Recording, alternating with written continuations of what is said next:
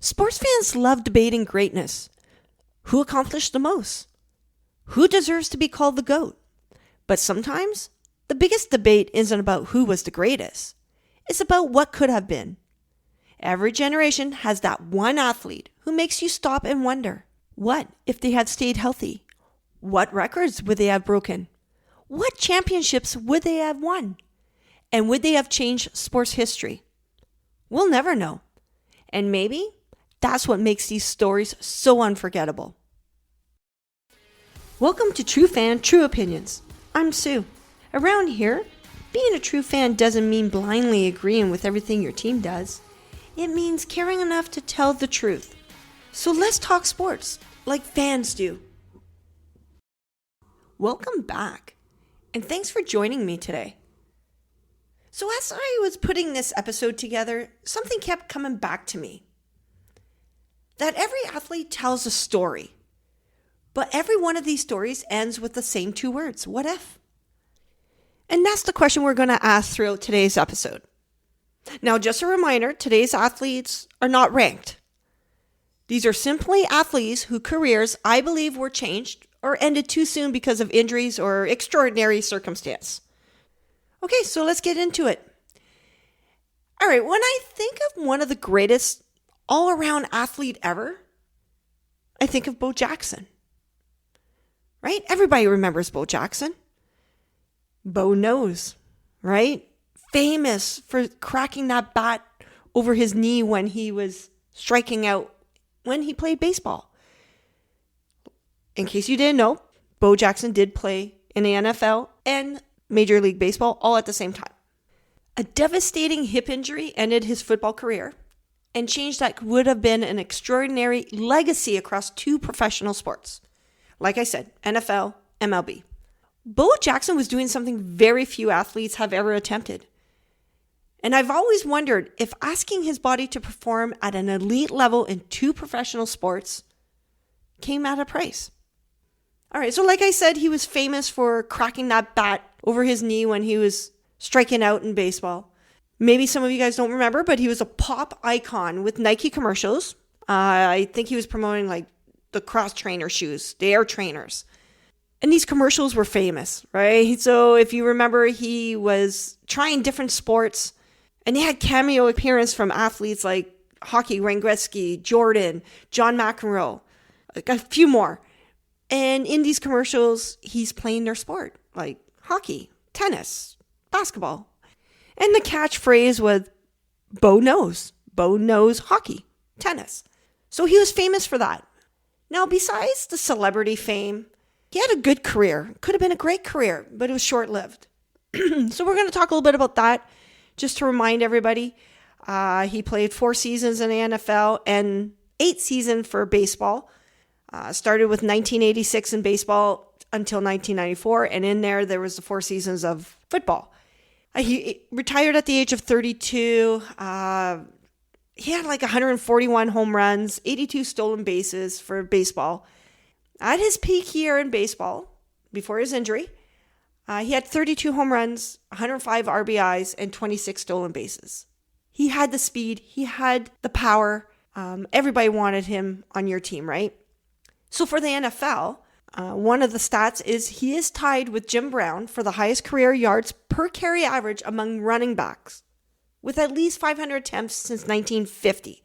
So that, to me, is telling me that he was quick. He can catch the ball. He was powerful. And he would have been an amazing football player without that injury. He remains the only player in NFL history to record 2 separate touchdowns, runs over 90 yards. Only player in history to do that. So in 1991, during an NFL playoff game, Bo suffered a devastating hip injury.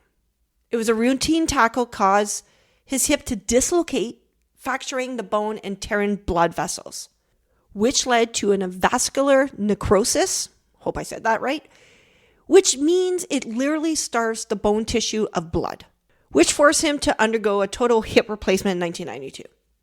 So that was a devastating injury.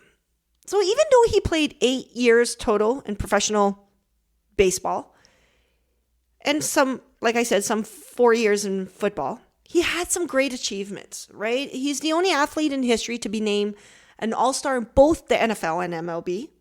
And this is, again, before his injury. He also got MLB All-Star Game MVP. And coming out of college, he won the Heisman Trophy as well. So, as you guessed it, a lot of potential for this guy. Everybody was thinking he was going to have an amazing career in both sports. So what makes Bo Jackson such a compelling what if isn't just the injury. It's that so many experts believe his greatest achievements were still to come. So if you didn't know, he was a compact player. He was 6'1", about 230 pounds. The experts say that his sprint speed was like Olympic level, and he had devastating power. Baseball experts say if he had focused solely on baseball, or just simply avoided the hip injury, he would have joined the 500 home run club by the time he retired. And football analysts believe his unique blend of size and speed would have changed the running back position, likely have multiple rushing titles, and probably even end up in the Hall of Fame. And sadly, because of that hip injury, his career ended way too soon. And not even Bo knows what could have been. And sometimes the biggest what if in sports isn't caused by the game itself, but by circumstances no athlete should ever have to face. Monica Seles wasn't slowed by a lack of talent or dedication. She was at the top of the tennis world when an act of violence changed the course of her career forever. Women's tennis changed forever when Seles got stabbed, and it was during a match in 1993. And yes, she did return to competition, but she was never the same. Many people believe she was on pace to become one of the greatest players ever in tennis history. So she started her pro career very, very young, 14, 15, in 1988, and she played her final professional match at the French Open in 2003. So yeah, she had injuries just like any other athlete, but what was her falling from being unstoppable was an unbelievable stabbing in 1993. If you don't remember, let me just break it down quickly. She was in Germany playing a match, and there was a break, and she's sitting at her chair. And then there was like a spectator, a fan, an insane person, who we later find out was obsessed with Steffi Graf. He rushes onto the court and stabbed her between the shoulder blades with a knife. Can you imagine just sitting there, refocusing, regrouping, thinking about your match, and then just having this amazing pain and not knowing what is happening? Unbelievable. The impact of the attack was not just physical. It did cause a 28-month absence from the sport, but it also, as anyone can imagine, triggered severe trauma, right? PTSD and depression. So even going through all that, she still played another 10 years, but then suffered a career-ending foot injury that prevented her from returning to the tour after 2003. So before this stabbing, she was unbeatable. She was amazing. Her peak dominance was just before that stabbing in 1993. She reached the finals of 8 Grand Slam tournaments that she entered, winning 7 of them. And this is all again before the attack, and all by the age of 19. She did win another Australian Open later on after the attack in 1996. So a total of 9 Grand Slam titles for this lady. There's like 53 career single titles. She held number 1 in the world for 178 weeks. And she finished number 1 3 different years. She was just amazing as a teenager playing. She became the youngest ever French Open champion in 1990 at the age of 16. And that still stands today over like 36 years. As I mentioned, the stabbing completely altered tennis history. Monica Seles was actively dethrowing Steffi Graf when she was attacked.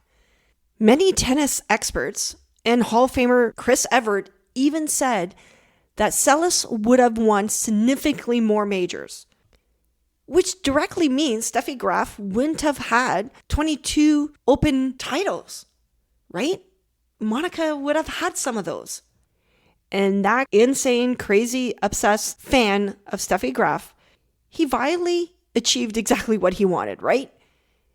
Because 5 weeks after Celis was sidelined, Steffi Graf swept the next 4 consecutive Grand Slams and reclaimed number 1. So tennis legends and experts widely view her attack as the greatest what if in sports history, with many believing it denied her the title of the undisputed greatest female player of all time. Then there's the youngest MVP in NBA history, Derrick Rose. Repeated knee injuries robbed basketball fans of what looked like the beginning of a Hall of Fame career and stripped the Chicago Bulls of multiple NBA championships. For me, being a Michael Jordan fan and a Bulls fan, I was thrilled to see him with Chicago. He was so exciting to watch, so explosive. I just loved watching him play. It was so much fun. And at that time, the Chicago Bulls, they built their entire roster to stop LeBron James. And that led to a mutual dislike between the teams of the Bulls and the Heat and the Bulls and the Cavs. And those games were fun to watch. I love watching those games. So Derrick Rose was a number 1 overall pick by the Bulls in 2008. He played about 16 years professionally. He was 35 when he formally announced his retirement. And the main reason he gave was for family focus. He wanted to pivot his energy towards being more of a present father to his younger children. But there's no denying that his career, which would have been remarkable, was permanently altered by devastating knee injuries. He had a torn ACL in 2012 and a torn meniscus in 2013.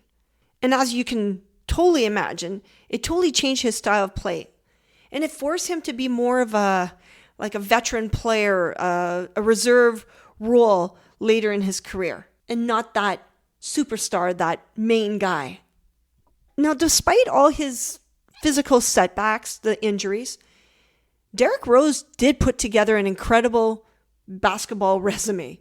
He was the NBA Rookie of the Year in 2009 when he came in the league, won the MVP award at just 22 years old, which still remains the youngest player ever to achieve the honor.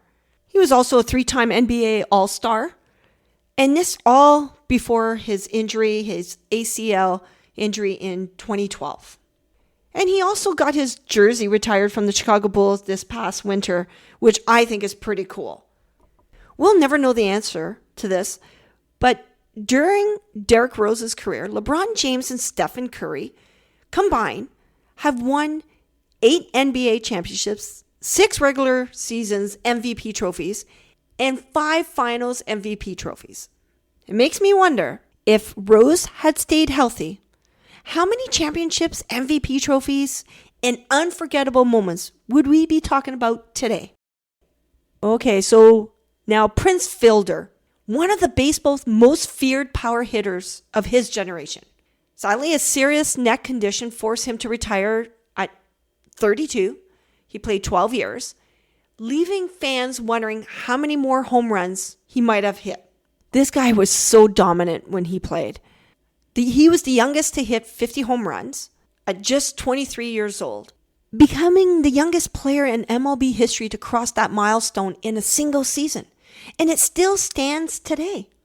He was a 6-time All-Star, a 3-time Silver Slugger winner, a 2-time Home Run Derby champion, which I still remember 2012 because it was up against the Blue Jays' Jose Bautista.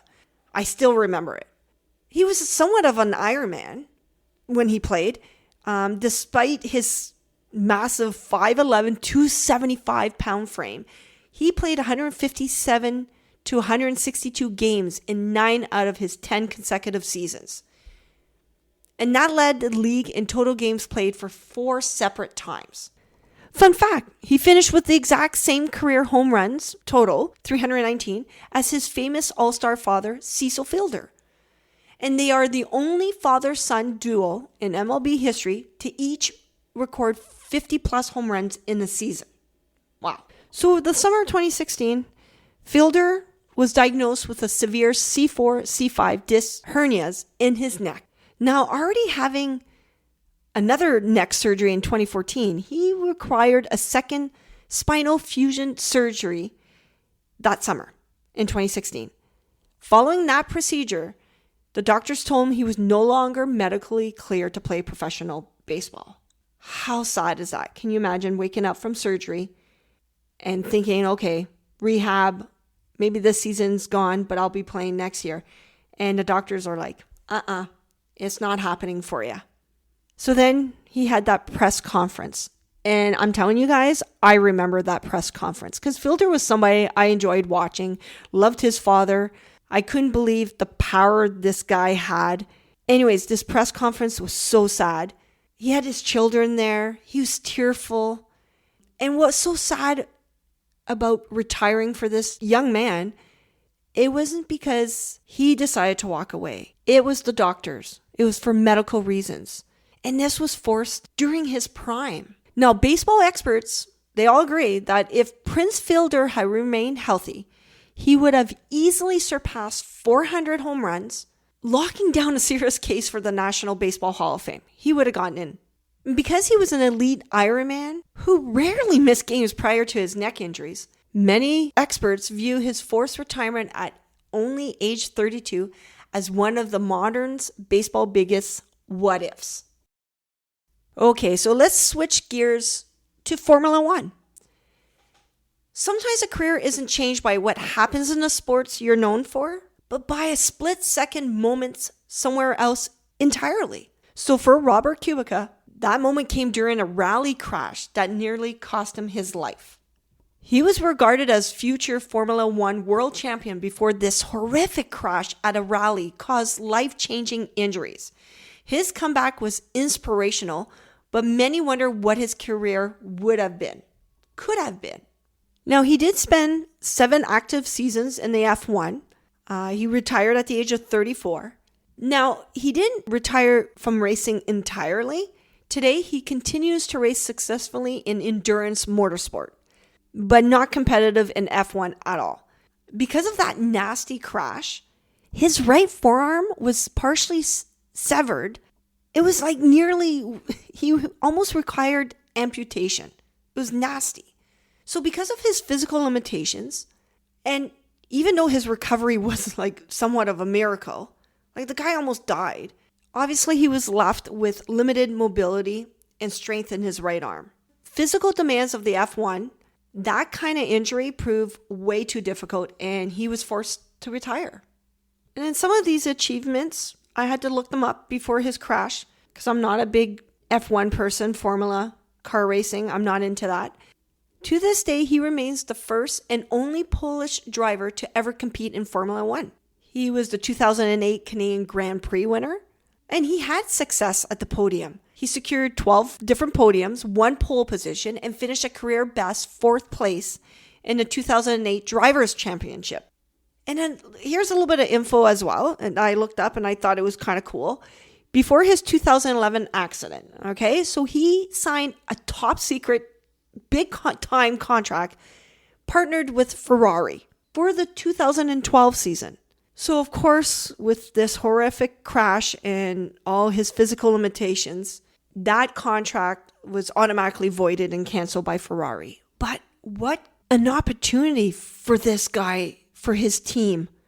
Unbelievable. F1 experts and legendary drivers, they all agree that if that crash in 2011 had not happened, he would have become a multiple-time F1 world champion. He was one of the most natural gifted and toughest to drive against, and the absolute highest talent among all the drivers of his generation. Okay? From 4 wheels to 2 feet.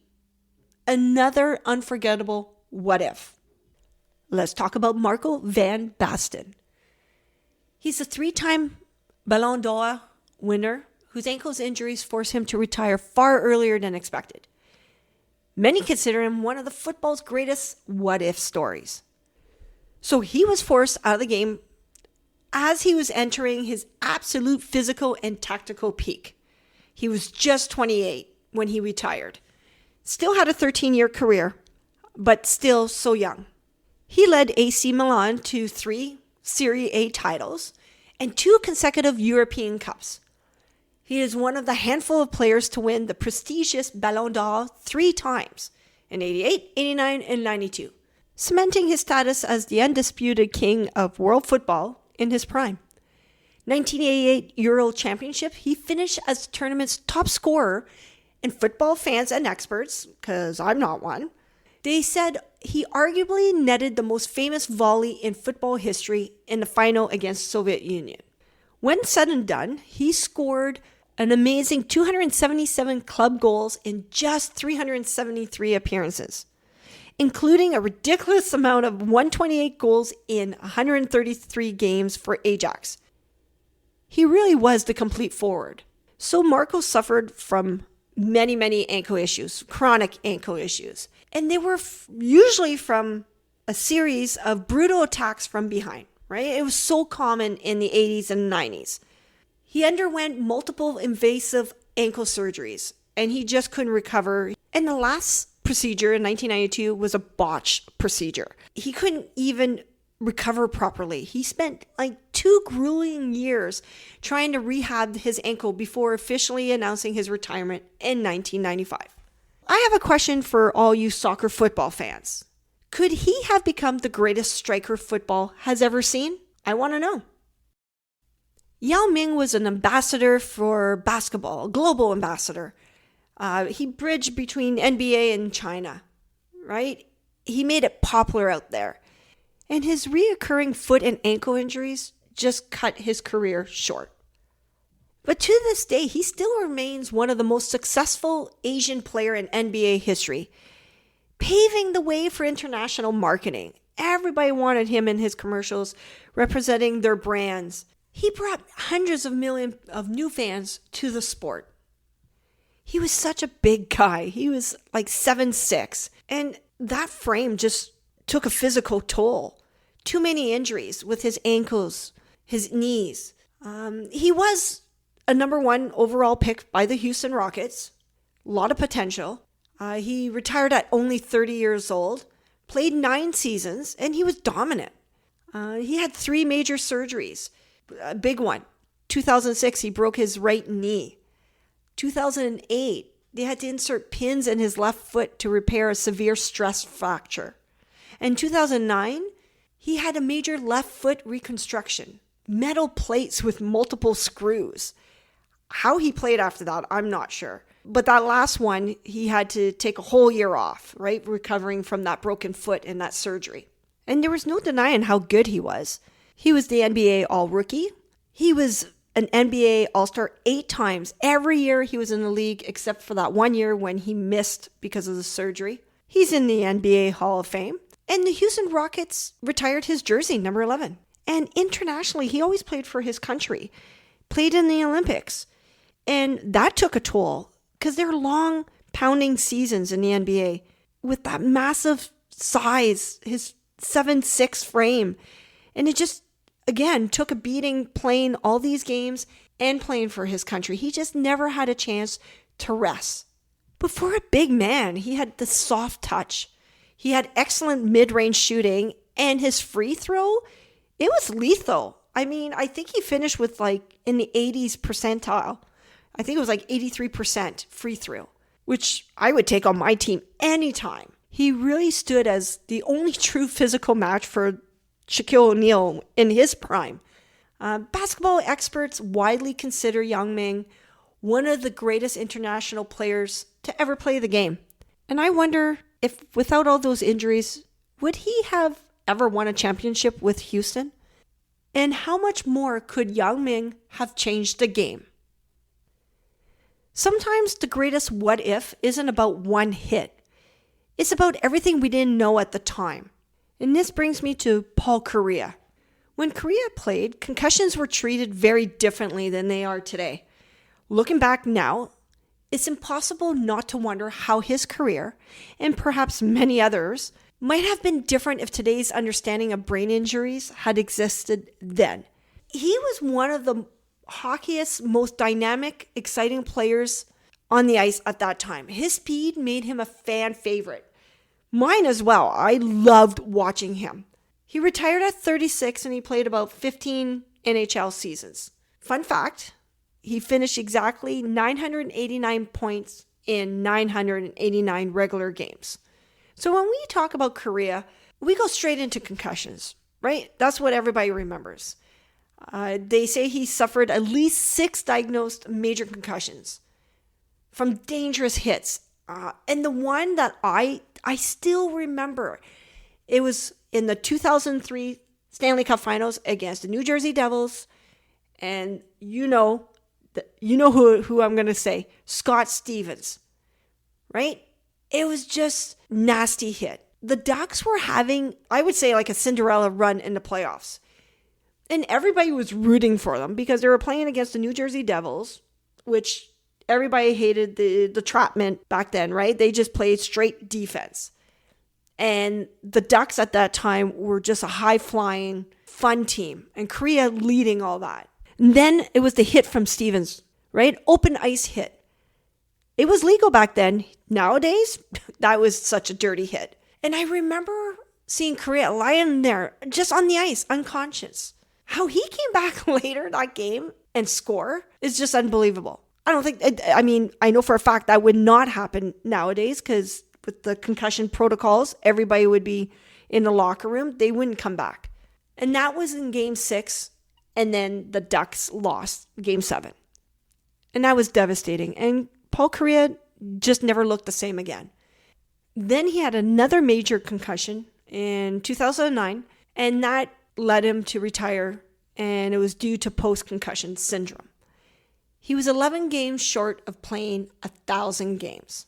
He did have a great career. He was drafted number 4 overall. He won gold medal with Team Canada in 2002 and a World Junior gold that I remember in 1993. He won the Lady Byng Trophy twice. He was a 3-time NHL All-Star. He was also a runner-up for the Hart Trophy, which I believe he should have won. He was voted into the Hockey Hall of Fame in 2017, and the Anaheim Ducks did retire his jersey number 9 in 2018. So hockey analysts and hockey experts, they all view Kariya as a top 5 player during his peak. And don't forget, this is during the dead puck era, right? When everybody was doing the trap zones, they weren't scoring as high as they normally did. The goalies had these big, huge equipment. He was consistently a 100-point threat during this time, which is amazing. Experts and his peers suggested that his head injuries robbed him of his prime years in the late 90s and 2000s. And with his blazing speed and elite vision, these experts said he would have definitely been over 12 to 1,300 points. He would have rewritten playoff history. He really would have been one of the absolute greatest left wingers in the NHL history. For me, I would have loved to see him win the Stanley Cup and to play a few more years. But thankfully, we did see him play, and what an amazing career it was. I've never had the opportunity to watch Gale Sayers play live, but growing up, his name always seemed to come up whenever people talked about the greatest running backs of all time. One of the biggest what if in football. The more I learned about his career, the more I understood why. He had the nickname Kansas Comet, was one of the most electrifying running backs the NFL have ever seen, and devastating knee injuries shortened his career. Yet he still made the Hall of Fame. Many football historians believe he could have been one of the greatest running backs of all time if he would have remained healthy. So in his prime, 1968, he tore his ACL, MCL, and meniscus in the right knee. Like, that's unbelievable. I can't even imagine the pain. And then with a miracle of a comeback, he suffered a second major injury. This time, bone spurs and ligament damaged his left knee, requiring more surgery. Like, this guy can't even get a break here, right? In 1971, he was only limited to 2 games. And during the preseason of the following year, he just realized that he just could no longer compete at the highest level. So that he decided to retire. And even though he only played 7 years, he had a great career. He was named first team All-Pro in each of his first 5 seasons. He scored 22 touchdowns in 14 games in his rookie season. He led the league in rushing yards in 1966 and 1969, and he won the Comeback Player of the Year in 1969 after the one major knee surgery. He retired as the NFL's all-time leader in kickoff return, a record that still stands today. And he remains the youngest player ever to be inducted into the Hall of Fame for his sport at 34. So some athletes become legends through history. Others becomes favorites because you were lucky enough to watch them play. And for me, Buster Posey was one of those players. He was such a great catcher. I love watching him play. But I believe the demands of this position, it just took a toll on his body. And it's sad because if you followed his career, you know he was at his prime. And then there was this injury accident at home plate. And that is what ultimately caused him the most pain. And he just never came back from that incident. So for the ones that don't know, Buster Posey suffered a devastating season-ending injury during a violent collision at home plate in 2011. So while he was attempting to catch a throw from the outfield to get the out at home plate, somebody from the Florida Marlins slammed directly into Buster. He fractured his left fibula and 3 torn ligaments in his ankle. So immediately he needed surgery, and it forced him to miss the remainder of 2011. Now, he did come back, and he won a batting title and the MVP in 2012. But still, after that, he was just never the same player. Now, that specific play, that injury, that altered baseball history for player safety. So in 2014, MLB officially instituted Rule 7.13. So it's commonly known now as the Buster Posey rule.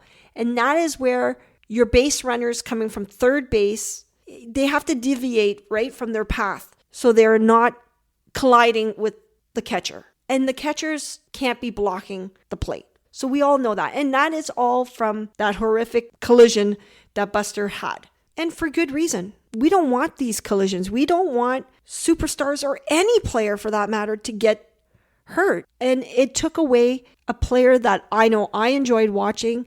And it makes us wonder what if for the rest of his career. What would he have won? Now, he still had an amazing career.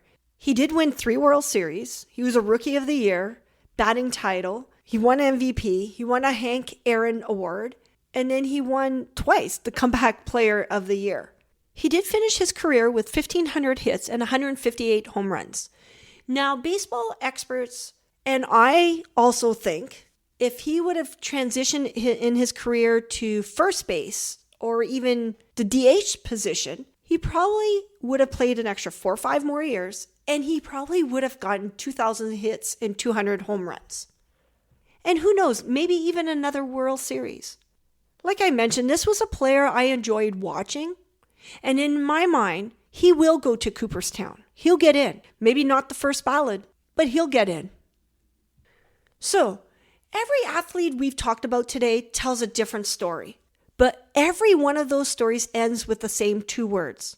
What if?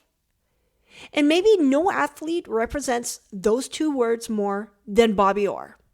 Perhaps the greatest what if in history. In hockey history. And you know his story, right? The chronic knee injuries. It effectively ended his career at age 27. He did play 12 seasons. And we know 10 of those seasons he was so dominating with the Boston Bruins. He did play 2 years, his last 2 years with Chicago Blackhawks, which a lot of people don't remember. It was limited to 26 games. So he finished playing with just 657 regular season games. But he recorded 915 points, which is an average of 1.41 points per game. And it's an all-time record for all defensemen. He also recorded 8 consecutive Norris trophies as the NHL's top defenseman, won 3 MVPs, and remains the only defenseman in history to ever win the Art Ross Trophy as the NHL's leading scorer. He also won 2 Stanley Cups with the Boston Bruins, capturing the Conn Smythe Trophy, so the playoff MVP both times. And everybody knows that picture, that moment. I believe it's called the flight. He scored the legendary OT winner to secure the Stanley Cup, resulting in the most famous airborne photograph in sports history. I have a friend that has that picture in his basement in his living room. He was inducted in the Hall of Fame in 1979 at age 31. What a career. I wish I would have seen him play. I mean, I was only like 5 or 6 when he retired, but man, it would have been great to see him play. Over his career, he had like 12 different operations. His knee was utterly destroyed. He played his entire prime with 0 remaining cartilage, meaning his bones rubbed directly against one another, causing like massive bone spurs, severe swelling, and chronic arthritis. Like, this guy played in pain every day. If his injury happened nowadays, he would still be playing. Because back in the day, when they did surgery, they just like dug in there and took everything out. Now, they could have done a reconstructive knee and he would have not been like bone on bone and playing in so much pain. And the rehabs are so much different now. What's not a debate is that if Bobby Orr had possessed healthy knees and played a standard 1,200 plus games, he would have easily surpassed 1,600 career points. Not a doubt. And he would have won like 12, 14 Norris trophies and challenged Wayne Gretzky's status as the absolute greatest of all time in the minds of every modern hockey fan, especially this true sports fan. Out of everyone we've talked about today, Bobby Orr may be the biggest what if of them all. If his knees had held up, would we even be having the GOAT debate in hockey? And as you can imagine, there's many more I can mention and talk about, right? There's Eric Lindros for hockey, Andrew Luck from the NFL. There's Carrie Strug from the Olympics. Now, I know Olympians, gymnasts' careers are not as long, but she was like 18. There was still at least 4 more years, so at least another Olympic, maybe 2. There's the Ron Martin Del Potro from tennis. And the list just goes on and on, sadly. After looking back at all these incredible athletes, one thing keeps coming back to me. As sports fans, we never stop asking the 2 simple words, what if? Maybe that's because we aren't mourning the stats, the numbers, the championship. We're mourning the stories that never got the chance to finish. And now, my friends, it's time for Sue's true moment. When we watch sports, we celebrate the championships, the MVPs, the Hall of Fame careers, and the unforgettable moments. But as fans, we only see a small part of the story. I've never played professional sports. I never had to spend months in rehab after an injury. I've never been told my career was over before I was ready. So I'll never truly understand that pain, that disappointment, or the sacrifices these athletes make every single day. What I do understand is what it's like to watch someone you admire disappear from the game far sooner than they should have. Behind every highlight reel are thousands of hours of training. Behind every championship are missed birthdays, family gatherings, holidays, surgeries, setbacks, and sacrifices that most of us will never see. We celebrate the awards, the championships, and the trophies. But at what cost? Some athletes lose seasons. Some lose records, some lose careers. And when that happens, we don't just lose an incredible player. We lose the chance to see what they could have become. Maybe that's why these stories stay with us. Not because of what they accomplish, but because of everything we'll never get to witness. As sports fans, we always debate who was the greatest. But sometimes, the stories that stay with us the longest are the ones that never got to finish. Every athlete tells a story. But every one of those stories leave us with the same 2 words. What if? Thanks so much for listening to another episode of True Fan, True Opinions. If you enjoyed today's conversation, I really appreciate it if you follow the show, leave a review, and share it with another sports fan. And don't forget, I want to hear your thoughts. Did you agree with my takes? Did I miss something? Let me know in the comments or on social media. Until next time, keep cheering, keep believing, and remember, chin up, don't give up. I'm rooting for you.